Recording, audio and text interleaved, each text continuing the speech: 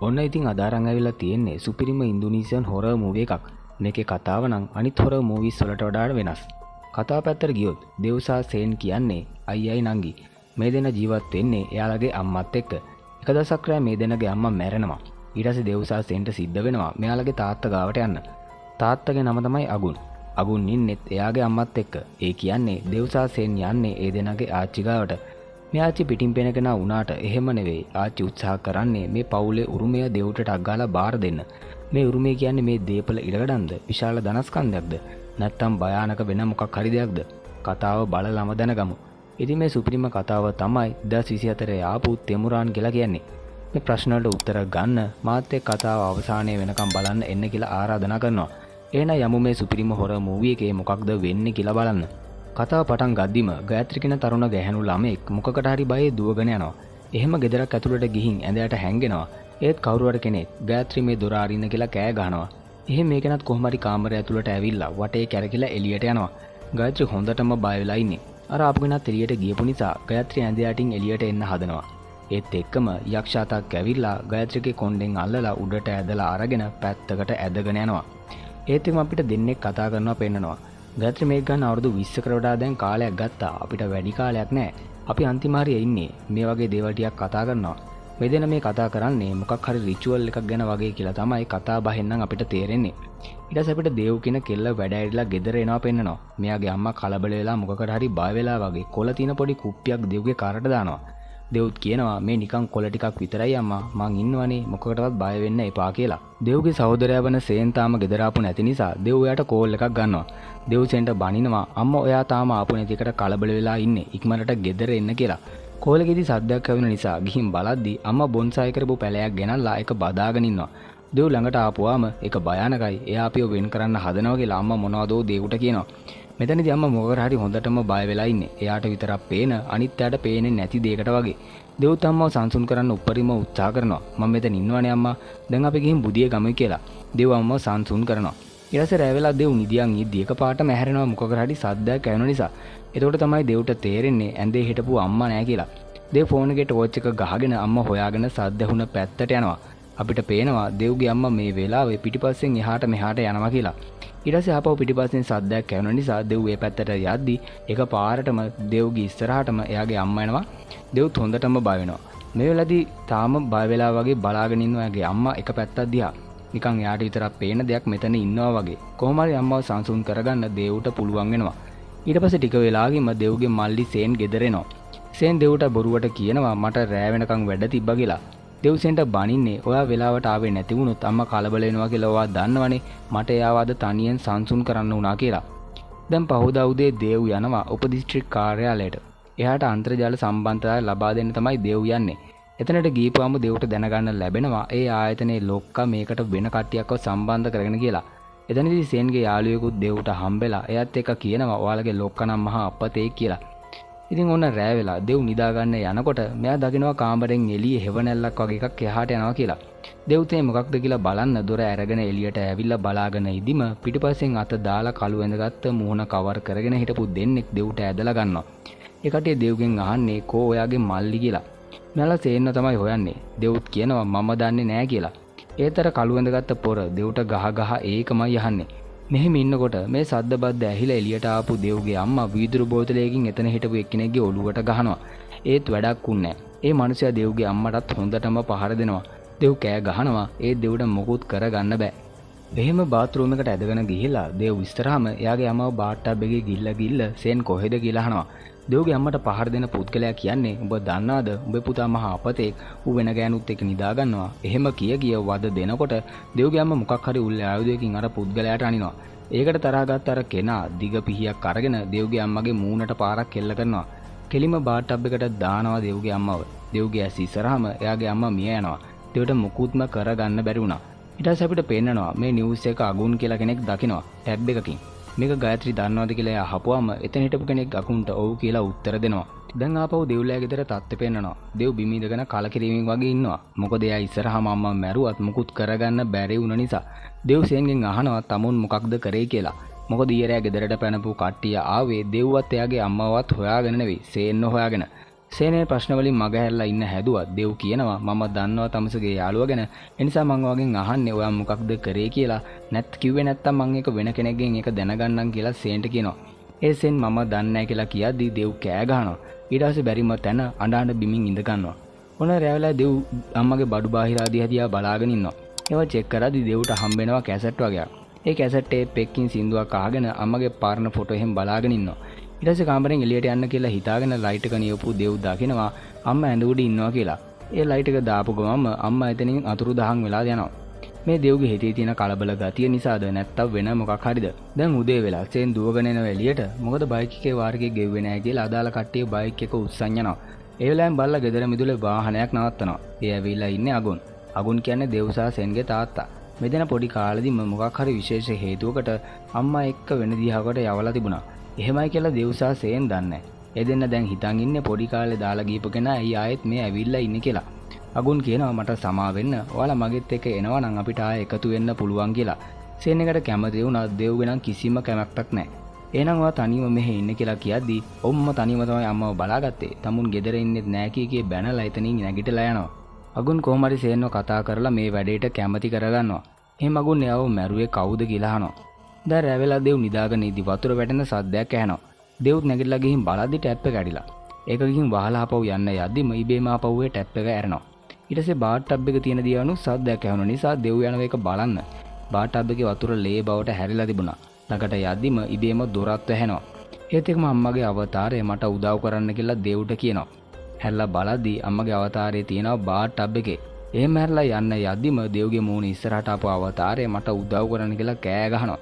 දෙව්ත් බවෙලා කෑ ගහද්දි දෙව්ට ඇහැරෙනවා. දෙව් දැකලා තියෙන්නේ භයානක හීනයක්. එතන හිටපු සේනුත් දෙව්ව සංසුන් කරනවා. ඊට පස්සේ සේන් කියනවා අපි මෙහෙම ඉන්නවට වඩා තාත්තලා ගෙදරට ගියොත් ඒක හොඳයි කියලා. ඒක ඔයාටත් හොඳ වෙයි කියලා සේන් දෙව්ට තේරුම් කරලා දෙනවා. ඒ නිසා පහුදා උදේම මේ කට්ටියම අගුන් එක්ක යාගේ වාහනෙන් එයාලගේ අලුත් නිවහනට යන්න ගමන පටන් ගන්නවා. මෙහෙම යන ගමන් ඉදි මිනිස්සු වගේ බලන් ඉන්නවා ගහක එලිලා තියෙන මිනිස්සු දෙන්නෙක් දිහා කියලා. සේන් දකිනවා. එහෙන් පෙන්නනවා අගුන්ගේ අතේ කාට හරි ගහපු පාරවල් ටිකක් දීලා තියෙනවා කියලා. අම්මා මාරු පෑට ෂොට් එක දීලා වගේ. සෑහන දුර ගමනකින් පස්සේ රෑවෙලා අගුන්ලගේ දිහාවට ඒ කියන්නේ දෙව්සා සෙන්ගේ අලුත් නිවහන වෙත මේ කට්ටිය ළඟා වෙනවා. ඒක නම් ලස්සන විශාල මන්දිරයක්. හොඳට සල්ලි තියෙනවා. ඊට පස්සේ අගුන් එස්ටි කියන ගෙදර වැඩ කරන කෙනාට දෙව්සා සෙන්ව අඳුන්වලා දෙනවා. එස්ටි දෙව්සා සෙන්ව ගෙදර ඇතුළට එක්කන් ගිහින් කාමර පෙන්නන්න එක්කගෙන යනකොට ගායත්‍රි කියන මේ දෙන්නගේ ආච්චි මෙතනට එනවා. මුල්ම සීන් එකේදී අක්ෂාතක් ඇවිත් දංගියේ මෙන්න මෙයාව තමයි. දෙව්සා සේන් ආච්චිට ආචාර කරනවා. ගායත්‍රි දෙව්ව සිපවලඳ ගන්නවා නිකන් ගොඩක් කල් ඉඳන් එනකම් බලාගෙන හිටියා වගේ. නැත්තම් ආදරයට වෙන්න පුළුවන් බලමුකෝ. ඊට පස්සේ ගායත්‍රි දෙව් එක කතා කරනවා එයාලගේ පරම්පරාව ගැන. මේ කටේ බිස්නස් කරන්නේ. ඒ කරන්නේත් පවුලේ කාන්තාව. දැන් ගායත්‍රි කරනවා වගේ. ගායත්‍රි කියනවා ඊළඟට ඔයාට තමයි මේ ඔක්කොම බාර ගන්න වෙන්නේ කියලා. කෑමේ සීදි සේන් හොඳට කනවා. කෑම වලට තියෙන්නේ මස් කෑලි වගේ හොඳ කෑම. මෙලදී ආච්චි කියනවා ඔයාලා හෙට අපේ වැඩ ගැන ඉගෙන ගනි කියලා. කෑම කාලේ එහෙම ඉවර කරලා බාත්රූම් එක හොය ඇවිදපු සේන් කාමරයකට ඇතුළු වෙනවා. ඒ කාමරේ පරීක්ෂා කරද්දී සේන් දකිනවා එක එකාගේ ෆොටෝ ගහපු විවිධ සලකුණු තියලා බෝඩ් එකක් තියෙනවා කියලා. සමහර ෆොටෝ වල කතර ගහලා තිබුණා. නිකන් එයාලා ඉවර කරා වගේ එකක් තමයි එකෙන් හැගෙන්නේ. එතන දේව්ගේ නමක් තියෙනවා කියලා සේන් දකිනවා. බෝඩ් එක පරීක්ෂා කරගෙන ඉද්දි එකපාරටම ළඟ තිබුණු දොරක් වගේ එකකින් සද්දයක් ඇහෙනවා. ළඟට ගිහින් බලමුයි කියලා සේන් ගියපුවාම හයියෙන් දොර හෙලෙන සද්දයක් ඇහුණ නිසා ටක් ගාලා කාමරෙන් එළියට එනවා. සෙන් එළියට එනවත් එක්කම එතනට එස්ටි ඇවිල්ලා කියනවා මේක ගයත්‍රිගේ පෞද්ගලික කාමරය මේකට කාටවත් යන්න බෑ කියලා. සෙන් කියනවා මම බාත්රූම් එක හොයාගෙන ආවේ වැරදිලා මේ කාමරයට ආවේ කියලා. එස්ටි ඊට පස්සේ බාත්රූම් එක තියෙන දිහා සේන්ට පෙන්නනවා. දැන් දේව් ඇඳට වෙලා කැසට් එකෙන් සින්දුවක් අහගෙන ඉන්නකොට එයාට නම කියලා කතා කරනවා කියලා ඇහෙනවා. ඊට පස්සේ ආපහු සින්දුව ටිකක් ආපස්සට කරලා අහපුවාම ආයෙත් නම කියලා කතා කරනවා කියලා ඇහෙනවා. තුන්වෙනි පාරට සින්දුව ආපස්සට කරලා අහලා බලද්දී ඒ සද්දය දේව්ට ඇහුනේ නැති නිසා මේක හිතේ තිබුණ දෙයක් වෙන්නේ නැති කියලා හිතලා කැසට් එක පැත්තකින් තියද්දී දේව් දකිනවා කර්ටන් එක යටින් කකුල් දෙකක් තියෙනවා කියලා. ඒක දිහා බලාගෙන ඉද්දිම එතන හිටපු අම්මගේ අවතාරය අමුතු විදිහට දේව් දිහාවට එනවා. දේව්ත් බයවෙලා බ්ලැන්කට් එකෙන් පොරව ගන්නවා. ඒ තමට කතා කරන්න තියෙන ඕනකම නිසා බ්ලැන්කට් එක අයින් කරලා කතා කරන්න යද්දිම අම්මගේ අවතාරය එකපාරටම දේව් දිහාට අත දික් කරනවා. දේව්ත් බයවෙලා බ්ලැන්කට් එක පොරව ගන්නවා. එතනින් කට් කරලා ඊළඟ දවසේ උදේ පෙන්නනවා. පවුලේ ඔක්කොම යනවා මෙයාලගේ බිස්නස් එක කරන තැනට. පරම්පරා 3ක් තිස්සේ මේ කට්ටිය මස් වෙළඳාම තමයි කරන්නේ. ගායත්‍රි මේ හැමදේම දෙව්ට සහ සේන්ට පැහැදිලි කරන ගමන් එනවා මස් කපන තැනට. එතනට ගියපුවම දෙව්ට ඒක දිහා බලාගෙන ඉන්න බෑ. මස් කපද්දී එයාගේ අම්මව කපනවා වගේ පේනවා. ඒ හින්දා දෙව්ට එතනම වමන යනවා. දේව් ගාවට ආපු ගයත්‍රි දැන් වාගේ කාලය වාගේ අනාගතය මම ඕන දෙයකට වාට ඉන්නවා කියලා දේව්ගේ හිත හදනවා. මෙතර සේන් තාත්තගේ අනුදැනුම ඇතුව මස් කපන විදිහ ඉගෙන ගන්න ගමන් ඉන්නේ. මේ වෙලාවේදී සේන් අගුන්ගෙන් අහනවා අර ආච්චිගේ පෞද්ගලික කාමරය ගැන. ඔයාකට ගියාද කියලා අගුන් අහදී වැරදීමකින් එකට ගියා කියලා සේන් කියනවා. මේ වෙලාවේදී මෙතනට එනවා මෙහෙම වැඩ කරන ජාකාගෙන තරුණ කොල්ලා. ජාකා නිකන් හරියට අගුන්ගේ පුතෙක් වගේ. අගුන් ජාකාව සේන්ටත් අඳුන්වලා දෙනවා. ඊට පස්සේ ගයත්‍රි දේව් එක්කන් යනවා ප්‍රධාන කාර්යාලයට. එතන ජාකාත් ඉන්නවා. ජාකාට දේව් හඳුනලා දුන්න ගයත්‍රි මෙතන වැඩ ගැන කියලා දෙන්න කියලා උපදෙස් ලබා දෙනවා. එතනදී ජාකා පෙන්නලා දෙනවා මේ ළඟකදී ඉඳන් හරක් ලෙඩ වෙලා තිබුණ නිසා එන්න ආදායම අඩු වුණ විදිය. ඒත් එක්කම තව ෆයිල් එකක් අරගෙන මේ කම්පැනි එකේ විස්තර ටික පෙන්නනවා. දේව් කියනවා මෙතන මොකක් හරි වැරද්දක් තියෙනව නේද? මේකේ තියෙන ගයත්‍රි මේ කම්පැනි එක 1935 ඉඳන් කරගෙන යනවා කියලා. ජාකායකට ওই විදිය තමයි කියලා උත්තර දෙනවා. නිකන් එකට නිකන් ඕනෝටේ පාට වගේ. දෙවට මේක හරි ප්‍රශ්නයක්. මේ අතරේ එස්ටිට මේ වැඩ කරන දෙන්නෙක් කියනවා දැන් ගවයින්ගේ තත්ත්වය ගොඩක් හොඳයි. උන් සනීප වෙලා ලෙත් හොඳයි කියලා. රැවලාසෙන් ගේ ඇතුළේ ඇවිද ඇවිද ඉද්දි එස්ටි සහ ගයත්‍රි කතා කරන දෙයක් ඇහෙනවා. ඒගොල්ලෝ කතාව වෙන්නේ මේ දෙන්න ආවට පස්සේ ඝාතකාගාරය දැන් හොඳ අතට හැරීගෙන එනවා. එයාලා ආපු නිසා දැන් ඔයාලා ලෙඩ වෙලා. ඒ නිසා උරුමේ දෙන එක ඉක්මන් කරමු වගේ දේවල් කතා කරනවා. ඒ දේවල් හොරෙන් සෙන් අහගෙන ඉන්නේ. එතකොට මැතුලේ හිටපු එස්ටිට වගේම ගයත්‍රිට එලියෙන් සද්දයක් ඇහුණ නිසා එස්ටි යනවා කවුද කියලා බලන්න. එළියට ගිහ එස්ටිට නම් කවුරුත් එළියේ පේන්නේ හිටියේ නැහැ. සේන් ඒ වෙනකොට ටිකක් හැං හැංගිලා ඉන්නේ. ඊට පස්සේ සේන් යනවා මේ සිද්ධිය දේව්ට කියන්න. ආච්චි ලෙඩ වෙලා කියලා කියද්දී ඔව් යා දැන් වයස යන කියලා දේව් කියනවා. තා උරුමේ ඉක්මනට දෙන්න ඕන වගේ දෙයක්ත් ඇහුණා කියලා කියද්දී කොහොමත් වයසක මිනිස්සු ඒවා ගැන කතා කරනවා. දැන් ඔයා මෙතනින් යන්න කියලා කියනවා. ඊට පස්සේ සිගරට් එකක් බොන්න කියලා එළියට ආපු සේන් දකිනවා ජාකා ඇවිල්ලා අගුන් එක්ක මොන හරි දෙයක් කතා කරනවා කියලා. ඒක සේන් හොරෙන් බලාගෙන ඉන්නවා. ඔන්න මහරයා දෙව්ට තේ බොන්න හිතිලා තේ එකක් හදාගෙන ඉද්දි සද්දයක් ඇහෙනවා. ටිකක් එහාට ගිහින් බලද්දි මෙයාගේ අම්මගේ අවතාරය ඉන්නවා හිටගෙන. ආපහු හැරලා යන්න යද්දිම අවතාරයේ ළඟට එනවා වගේ අඩි සද්ද ගොඩාක් වේගෙන් ඇහෙන්න පටන් ගන්නවා. දෙව්ත් හැරලා බලද්දි එයා ගැස්සෙලා යනවා මූණ ඉස්සරහටම එස්ටි ඇවිල්ලා. එස්ටි අහනවා මොකද මේ මහරයා කරන්නේ කියලා. තේකක් හදාගන්න ආවා කියපුවාම මං කියලා තියෙනවා නේද ඕන දෙයක් තියෙනවා නම් මට කියන්න කියලා එස්ටි කියනවා. හරි මං ආයෙ එහෙම කරන්නම් කියලා දෙව් යන්න යද්දි දෙව්වර 1935 ඉඳන් කරන් ආවගෙන කාරණාව වැරදි නේද කියලා එස්ටිගෙන් අහනවා. තව අහනවා එහෙම වුණා නම් දැන් ආච්චි අම්මට අවුරුදු 100ක් පැනලා වෙන්න ඕනේ නේද කියලාත් අහනවා. ඔයා ගැන කොහොමද විස්තර දැනගත්තේ කියලා අහද්දි ආච්චි තමයි මාව ජකා ගාවට දැම්මේ දේවල් ඉගෙන ගන්න කියලා දේව් කියනවා. කම්පැනි එකේ ගොඩක් අය ඊර්ෂ්‍යාකාරයෝ. ඔයාට මොකක් හරි ප්‍රශ්නයක් තියෙනවා නම් ඒක ගයත්‍රිගෙන් කෙලින්ම අහලා දැනගන්න කියලා එස්ටි දේව්ට කියනවා. දැන් එස්ටි ගයත්‍රි කතා කරනවා. එස්ටි කියන්නේ අපිට තවත් කල් නැහැ. අවුරුදු 20ක් බලන් ඉඳලා අපිට පරදින්නත් බෑ. අනිත් පැත්තෙන් අගුණු විජාකයි ප්ලෑන් ගන්නවා කියලාත් කියනවා. ඊට පස්සේ ගයත්‍රි මට තව දවස් දෙකක් දෙන්න කියලා කියනවා. මං කිව්වනේ පිටින් ඉන්න වෙන දේවල් නෙමෙයි ඇතුළතින් වෙන්නේ. ලොකු දෙයක් ඉස්සරහට වෙන්න තමයි යන්නේ. ජාකට එතන වැඩ කරන කෙනෙක්ගෙන් දැනගන්න ලැබෙනවා ඊට පස්සේ මෙයාලට නිවාඩු ගන්න කිව්වා කියලා. ඊට පස්සේ ජාකතාව කෙනෙක්ට කෝල් කරලා කියනවා එයාලා ඉස්සර වෙනවා. මට ඒක හොඳටම ෂුවර් කියලා. මොකටද මේ ඉස්සර වෙන්නේ? ඉස්සරහටම බලමු. පස්සේ හවස අගුන් ඇවිල්ලා සෙන්ට වාහනේ යතුරු දීලා කියනවා හෙට ගිහින් අවශ්‍ය බඩු ටික අරන් එන්න කියලා. මස්වලට අවශ්‍ය බඩු. ඇයි දැන් ගෙන්න බැරි කියලා අහද්දි ඒක හෙට විතරක් කරන්න කියලා කියනවා. ඊට පස්සේ අගුන් ඔයා මට පොරොන්දුවක් දෙන්න ඕනේ. ඒක ඉෂ්ට කරන්නත් ඕනේ කියලා කියනවා. මොකක්ද කියලා සෙන් අහපුවාම එයාව පැත්තකට එක්කන් යනවා. ඔන්න රැයලා නිදාගන්න කලින් දේව් වොෂ්රූම් එකට වෙලා දත් මැද මැද ඉන්නවා. එහෙම දේව් පාතර නැමෙද්දි අපිට පේනවා යක්ෂ ක්‍රියේච එකක් දුරගාවින් නම් දේව් දිහා බලාගෙන ඉන්නවා කියලා. දේව්ට නිකන් මෙතන අමුත්තක් වගේ කැරිලා යන්න යද්දිම ආයෙත් මූණ ඉස්සරහට මෙස්ටි ආපු නිසා දේව් හොඳටම බය වෙනවා. එච්චිස් දේව්ගෙන් සමාව ඉල්ලනවා බය වුණා නම් කියලා. ඊට පස්සේ ගායත්‍රි මිස් වාට එයාගේ කාමරයට එන්න කිව්වා කියලා පණිවිඩය දෙනවා දේව්ට. ඊට පස්සේ ඒ නිසා දේව් යනවා ගායත්‍රිව හම්බෙන්න. ගායත්‍රි දැනගෙන තියෙනවා දේව් සංගීතයට ගොඩක් කැමතියි කියලා. ඒ නිසා අවුරුදු 30ක් පරණ කලෙක්ෂන් එකක් දෙනවා දේව්ට. දේව්ටත් මේ වෙලාවේ හිතට සතුටක් දැනෙනවා. ඒ ටික වෙලාවක කාචිත් එක්ක කතා කරන ගමන් ඉන්න දේව් එයාට අම්මා නැතුව පාළුයි කියලා කියනවා. සමහර අයට මරණය කියන්නේ ගමනක් නැතිවීමක් නෙවෙයි. එයාලව හම්බෙන්න ඕන නම් ඔයාටත් එහාට යන්න වෙනවා කියලා ගායත්‍රි කියනවා. ඒ මොකක්ද ඒ කිව්වේ කියලා දේව් වහනකොට කතාව වෙන පැත්තකට හරවපු ගායත්‍රි ගිහින් සින්දුවක් ප්ලේ වෙන්න දානවා. ඊට පස්සේ දෙන්නත් එක්ක නටමුයි කියලා නටන්න පටන් ගන්නවා. දේව් මට නටන්න බෑ කියලා කිව්වත් මං උගන්වන්නම් කියලා ආච්චි දේව්ව එක නටනවා. මේලාවේ අගුන් ඉන්නේ ස්ටිත් එක චෙස් ප්ලේ කරන ගමන්. එතනදී කතාව වෙන මොකක් හරි ඉස්සරහට වෙන්න තියෙන වැඩක් ගැන. ස්ටි වෙන ප්ලෑන් එකක් ගහන අතරේ අගුන්ලා වෙනම ප්ලෑන් එකක් ගහනවා. මේ ටිකේම දින්න කිව්ව ස්ටි ඉස්සරහට මමයි දිරන්නේ කියලා අගුන්න චෙක් මේට් කරනවා. සේන් ඇවිද ඉන්නකොට මොකක් හරි සද්දයක් ඇහුන නිසා එළියට එනවා. එතකොටම කළු ඇඳගත්ත පොරා ගෙදර ඇතුළේ ඉඳන් එළියට යනවා දැකපු සේන් එයාගේ පස්සේ පන්නන්න පටන් ගන්නවා. සේන්නේ පොරගේ පස්සෙන් පැන්නුවත් ගේට්ටුවෙන් පැනලා බේරලා යන්න අර පුද්ගලයාට පුළුවන් වෙනවා. දෙව් තාමත් ආච්චිත් එක්ක නට ඉන්නේ. මෙහෙම නට ඉද්දී ආච්චි නිකන් කලන්තයක් හැදුනා වගේ බිම ඇදගෙන වැටෙනවා.